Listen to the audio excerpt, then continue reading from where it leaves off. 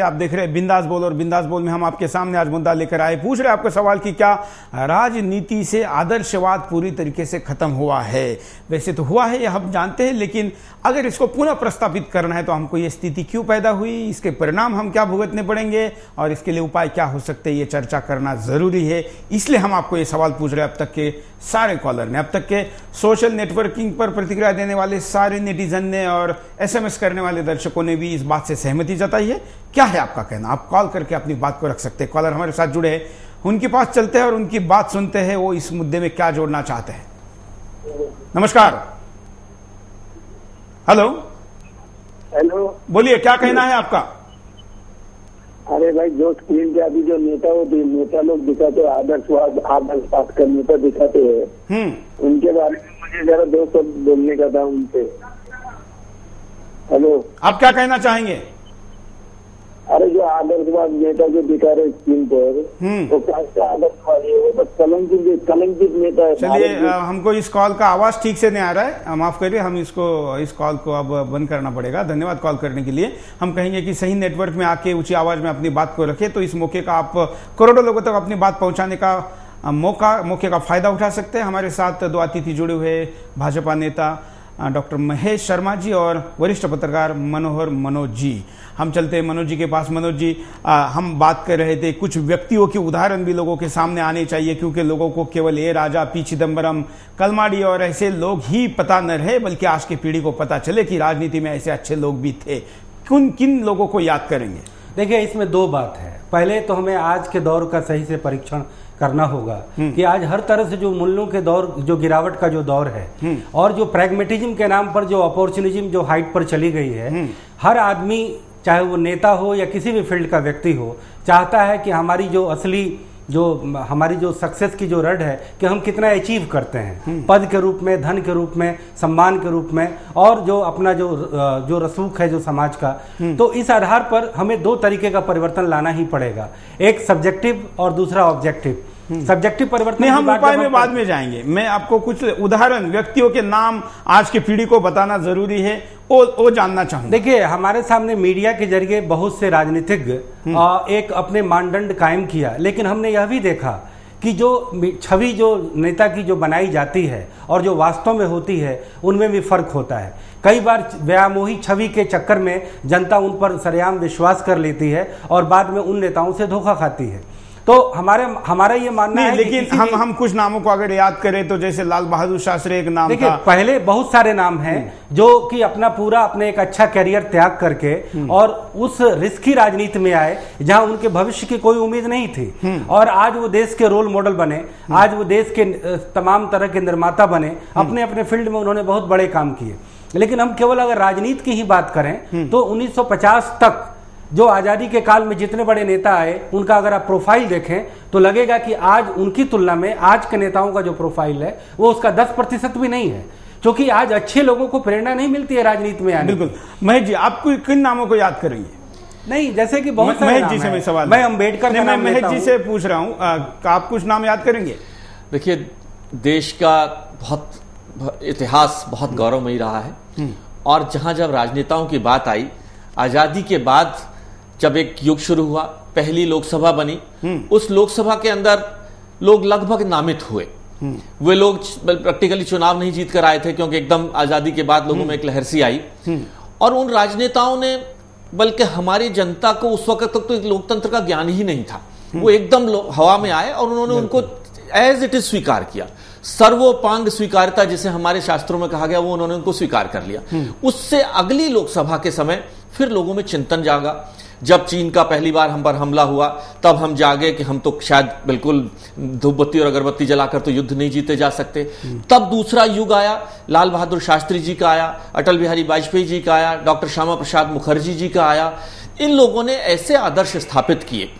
Doctor Ambedkar ji, जिनके नाम अभी मनोज जी भी ले रहे थे, अंबेडकर जी ने दलित समाज को उठाने के लिए एक सोच बनाई, लेकिन उस सोच का आने वाली पीढ़ियों ने, आने वाली पीढ़ी को नेताओं ने उसका दुरुपयोग किया अपने राजनीतिक फायदे के लिए।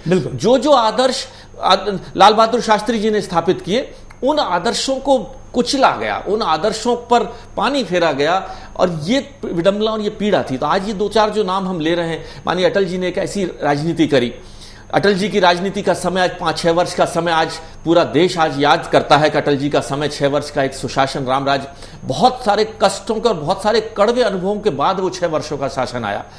मैं भारतीय जनता पार्टी का प्रतिनिधि होने के नाते नहीं, सिर्फ मैं एक जनप्रतिनिधि, आम जनता का आदमी होने के नाते, मैं पेशे से डॉक्टर भी हूं, उस नाते से मैं ये बात कहना चाहूंगा कि राजनेताओं के रूप में जो हम आदर्श आज हमारे, चाहे हम अटल जी बिहारी वाजपेयी जी का नाम लें, चाहे हम लाल बहादुर शास्त्री जी का नाम लें, डॉक्टर श्यामा प्रसाद मुखर्जी जी का नाम लें, और भी बहुत सारे नेता हैं। अब बहुत सारे बातों के अंदर चिदम्बरम जी बहुत अच्छे वित्त मंत्री हो सकते थे, चिदम्बरम जी बहुत अच्छे गृह मंत्री हो सकते थे, और मेरे दिल में भी बहुत श्रद्धा थी उनके प्रति, मेरे दिल में भी बहुत श्रद्धा थी डॉक्टर मनमोहन सिंह जी के प्रति, कि बहुत अच्छे अर्थशास्त्री हैं, देश को शायद एक बहुत अच्छे जगह ले चलेंगे। लेकिन मैं अपनी जिम्मेदारी से नहीं बच सकता अगर मैं परिवार का मुखिया होते हुए मैं यूं कहूं कि मैं अपनी सरकार को सिर्फ इसलिए चला पा रहा हूं, उसके लिए मुझे अपने जज्बात, आपने एक नया पहलू दिया है कि एक व्यक्तिगत आदर्शवाद और एक सामूहिक आदर्शवाद। व्यक्तिगत आदर्शवादों के बारे में भी हालांकि मनमोहन सिंह के 100 मार्क तो हम नहीं दे सकते, लेकिन सामूहिक आदर्शवाद के विषय में वो पूरी तरीके से फेल है, ऐसे हम कहेंगे। यहाँ पर एक कॉलर हमारे अपनी बात को रखना चाहते हैं, काफी कॉलर अपनी बात को रखना चाहते हैं, इसलिए हम कहेंगे कि कम शब्दों में अपनी बात को कहें। एक और कॉलर। Hello hello. हाँ जी, हाँ जी, हाँ नमस्कार, बोलिए। हाँ जी, मैं एक्चुअली इंदौर से बोल रहा हूँ, राजेंद्र धीमान।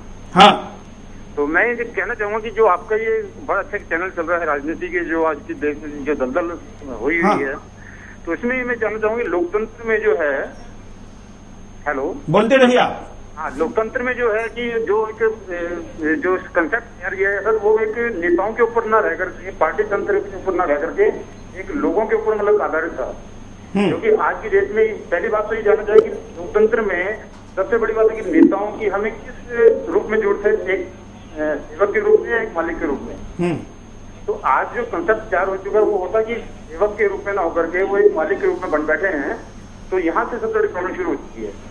तो सबसे बड़ी जो मतलब जो इसका सोल्यूशन है सारी भ्रष्ट राजनीति का, कि जब तक इन नेताओं को जनता एक सेवक के रूप में स्वीकार नहीं करेगी, तब तक ये जितना भी सिस्टम चल रहा है, भ्रष्टाचार है, काला धन की समस्या है, और भी जो समस्या है, बिल्कुल ये सब होता रहेगा। धन्यवाद अपनी बात रखने के लिए। यहाँ पर एक फेसबुक पर जैसे पहले भी ये मैसेज आया था, ये दोबारा भेजा है श्रीरंग पांडव, गोवा से पणजी से अपना मैसेज भेज रहे फेसबुक पर और कह रहे हैं कि गोवा के मुख्यमंत्री ने आज के इस युग में भी एक आदर्शवाद कायम किया है। मैं पहले जाऊंगा मनोहर मनोज जी के पास। क्या गोवा के मुख्यमंत्री ने जिस तरीके से खुद टैक्स घटाने से लेके, या चलिए वो तो एक एडमिनिस्ट्रेटिव उनका डिसीजन था, लेकिन व्यक्तिगत तौर पर उन्होंने जो किया है, खास करके सिक्योरिटी को नकारना, केवल एक पीएसओ साथ में लेके चलना, क्या ये आदर्शवाद के साथ जोड़ा जा सकता है?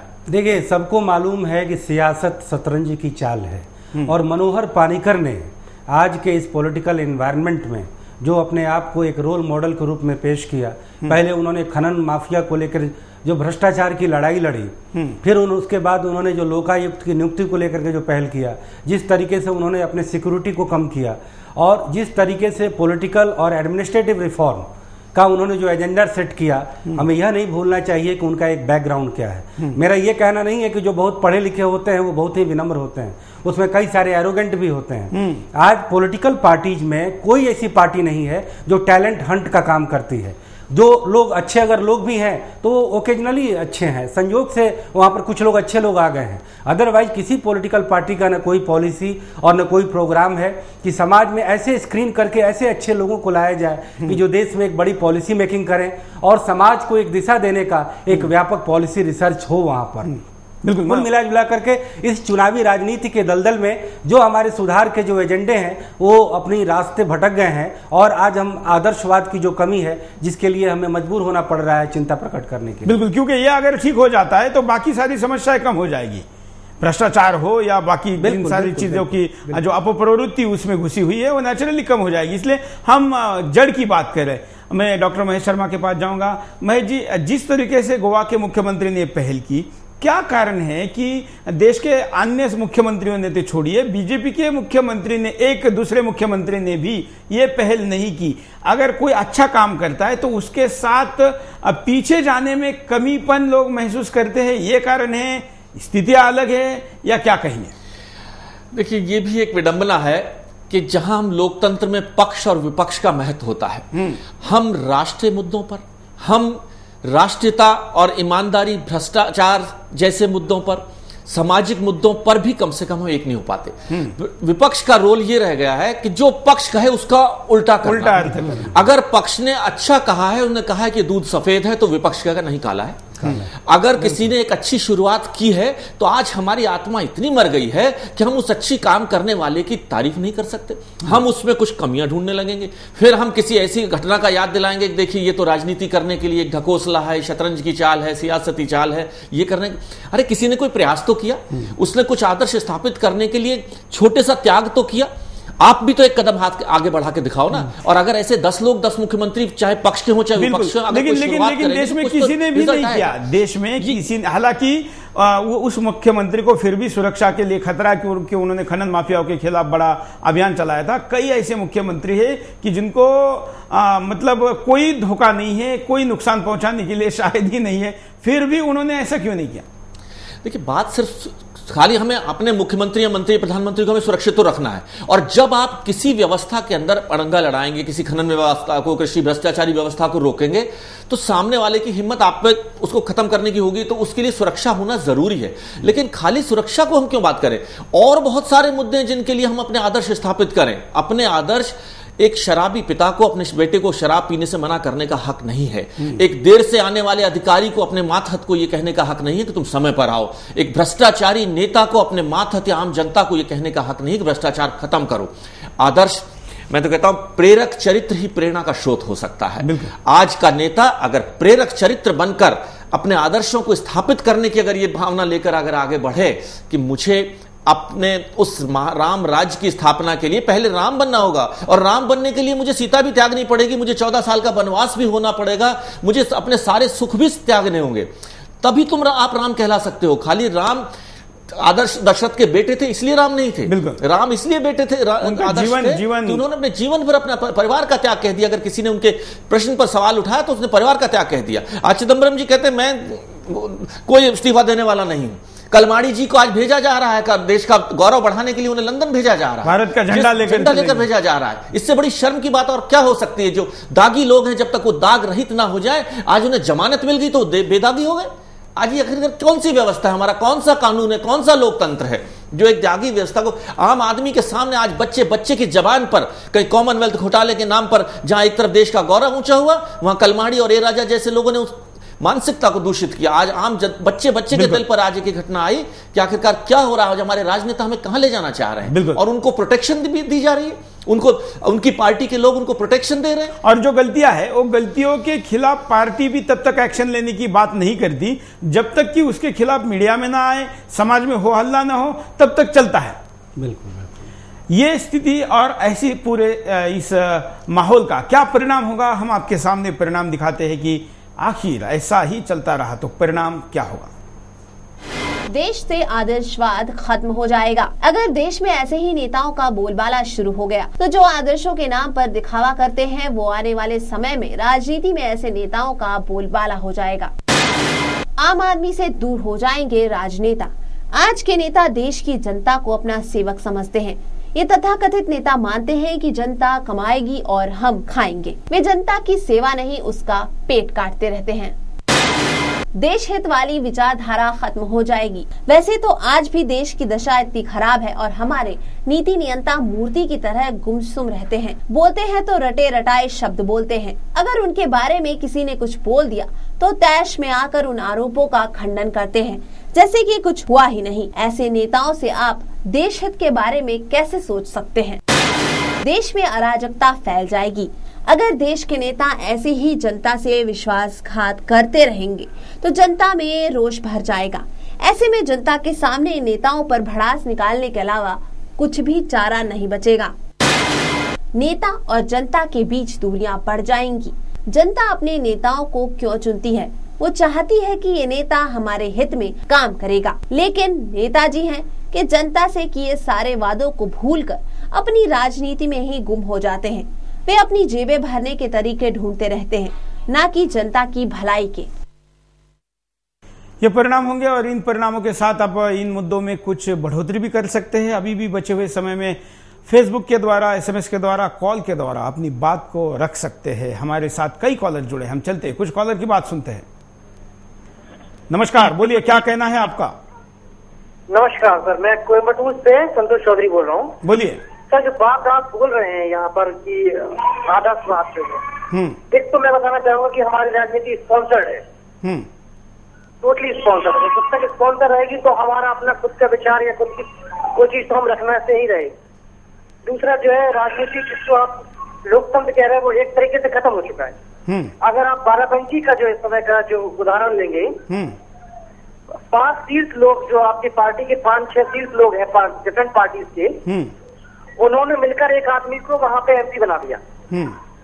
और जो वहाँ की जनता है, जो वोटर है, वो तो ठगी सी रहेगी। उसको तो पता भी नहीं कि इलेक्शन हो रहा है या नहीं हो रहा है, हमको देना है नहीं देना है, उससे मतलब नहीं। 5-6 लोगों ने बोल दिया ठीक है वो बन जाएंगे तो बन जाएंगे, बन गए। तो एकदम से जो मतलब लोकतंत्र को बाईपास कर दिया। धन्यवाद, मुद्दा ध्यान में आया है। क्या मनोज जी, स्पॉन्सर्ड हो गई है पॉलिटिक्स? बिल्कुल बिल्कुल बिल्कुल, पॉलिटिक्स बिल्कुल स्पॉन्सर्ड है। या तो आपको अपने फाइनेंसरों को के हितों को देखना है, या तो आपको अपने वोट बैंक। और ये बात तो MP की कह रहे, ये आरोप तो राष्ट्रपति के चुनाव पर भी लग सकता है। हाँ, राष्ट्रपति का चुनाव तो आजकल काफी डिबेट हो रहा है, चाहे पिछला राष्ट्रपति का चुनाव हो या मौजूदा राष्ट्रपति का चुनाव। आदर्शवाद की हम बात करें तो राजनीतिक जो गठजोड़ की बात होती है उसको भी लेना पड़ेगा। अगर हम इस वर्तमान चुनाव को इसके साथ जोड़ के देखें तो देखिए, शिवसेना जो हिंदुत्ववादी है, कांग्रेस के खिलाफ उसका पूरा जो उसने आइडियोलॉजी बनाई हुई है उसके खिलाफ है। लेकिन कहा जाता है कि रिलायंस के दबाव में उन्होंने भी प्रणब मुखर्जी को समर्थन दिया। अगर दिया होगा, क्योंकि अपने अपने पॉलिटिकल कैलकुलेशन हैं, NDA के बहुत सारे घटक दलों ने। नहीं, कैलकुलेशन तो सबके हो सकते हैं, लेकिन उस कैलकुलेशन पिछली बार आदर्शवाद खिसक रहा है। जी हाँ, जी हाँ, पिछली बार जो शिवसेना का जो वो कैलकुलेशन था वो उनके रीजनलिज्म फैक्टर को लेकर था, क्षेत्रवाद को लेकर था कि मराठा पर्सनालिटी को वो राष्ट्रपति के लिए समर्थन देंगे। जहां तक इस बार का सवाल है तो ये तो सबको ही जानते हैं कि रिलायंस के मेकर प्रणब मुखर्जी हैं, और अगर उनका योगदान दिया होगा, अगर इस बात को लेकर दबाव पड़ा होगा तो ये उनके अपने कैलकुलेशन है। लेकिन मैं भी इस बात से सहमत हूं कि प्रणब मुखर्जी आज की आर्थिक बदहाली के लिए जिम्मेवार हैं। पॉलिटिकल हैवीवेट वो जरूर हैं, और अक्रॉस द कांग्रेस पार्टी भी उनके काफ़ी समर्थक हैं।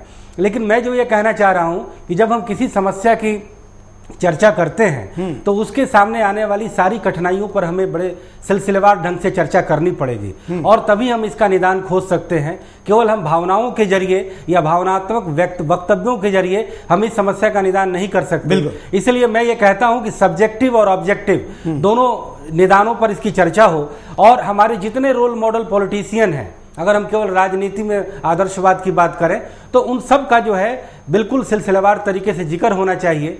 आज की परिस्थिति भिन्न है, लाइफ काफ़ी फास्ट है, और पॉलिटिक्स भी एक फास्ट फूड की तरह हो गई है। तो हमें यह चीज़ तय करना होगा कि आखिर हम अपने इस देश को, समाज को कौन सी दिशा और दशा देना चाहते हैं। और इस पर जब तक एक राष्ट्रीय सर्वानुमति नहीं बनेगी, राष्ट्रीय व्यापक आम सहमति नहीं बनेगी कि देश की पतवार हमें किस तरीके की ओर ले जानी है जिससे कि हमारे मूल्यों का भी क्षरण नहीं हो। आखिर मनुष्य अगर विवेकशील प्राणी है तो वह जरूर ये तय करता है कि हमारा भविष्य का भला किस बात में निहित है। तो राजनीति को कहीं न कहीं तरीके से हमें दिशा और दशा देनी पड़ेगी। जब कभी ये जंबो मंत्रिमंडल बना करता था पॉलिटिकल अपॉर्चुनिज्म में और सरकारें बनाने के लिए, आज जंबो मंत्रिमंडल पर संवैधानिक रूप से बंधन लग गया है। तो हम इस तरीके के रिफॉर्म ला सकते हैं, और उन्हें चिन्हित करना। सारे MPO को लाल बत्ती देने की बात हो रही है। हाँ, सही बात है, कहीं ना कहीं वो उनकी तुष्टिकरण है, क्योंकि राजनीति जो है वो समर्थन का, लोकतंत्र जो है वो समर्थन वाली राजनीति का दूसरा नाम है। संख्या की बात है। हाँ, इसमें जो है गुणवत्ता नहीं, संख्या प्रधान हो जाता है, और आप गलत चीजों पर भी अगर लोग समर्थन दे रहे हैं तो आपको भी कहना पड़ता है हाँ गलत ही सही है। तो इन सारी चीजों पर बड़े व्यापक तहकीकात की जरूरत है। बिल्कुल तहकीकात की जरूरत है, और इसके उपाय क्या हो सकते हैं इस दिशा में भी हमको जाना पड़ेगा। हम उपाय की तरफ जाएंगे, आपके उपाय की दिशा में भेजे हुए SMS, सोशल नेटवर्किंग साइट की प्रतिक्रिया और कॉल भी